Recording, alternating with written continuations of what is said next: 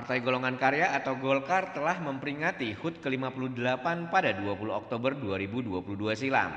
Pada awalnya, partai ini muncul dari kolaborasi gagasan tiga tokoh, yakni Soekarno, Supomo, dan Ki Hajar Dewantara.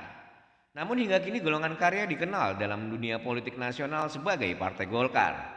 Sebagai salah satu partai politik yang telah berdiri sejak Orde Lama, Partai Golkar telah menjelma menjadi salah satu pilar kekuasaan Soeharto.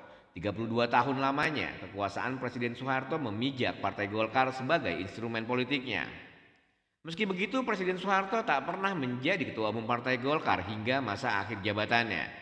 Hal itu bisa diketahui dari publikasi berjudul Perkembangan Organisasi Golongan Karya, satu kajian historis tahun 1964-1999, yang terbit di respotiori.upi.edu.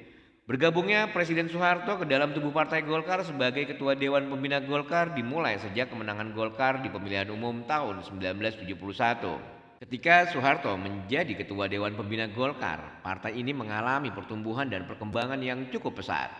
Besarnya kewenangan yang dimiliki oleh Dewan Pembina tersebut dengan sendirinya menjadikan Soeharto sebagai figur paling penting dan berkuasa di Golkar. Begitu besarnya peran Soeharto kepada Golkar setelah pemilihan umum 1971 membuat partai ini selalu menang sampai pemilu 1997. Dari 1971 sampai 1997, Soeharto tetap menjabat sebagai Ketua Dewan Pembina Golkar dan menjadi tokoh sentral dalam kebesaran Golkar.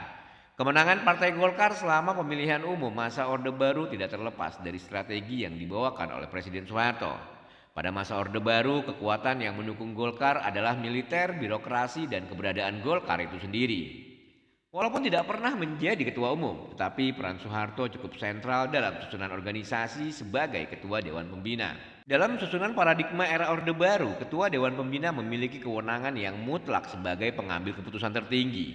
Selain itu, paradigma lama pola kepemimpinan dari Golkar hanya berpusat ke Dewan Pembina atau dengan kata lain sentralistik. Sehingga posisi dari ketua umum partai hanya sebatas pelaksana dari keputusan yang diambil ketua Dewan Pembina, yang dalam hal ini adalah Presiden Soeharto. Sehingga walaupun Presiden Soeharto tidak pernah menjadi ketua umum Partai Golkar, ia secara tidak langsung mengendalikan Golkar.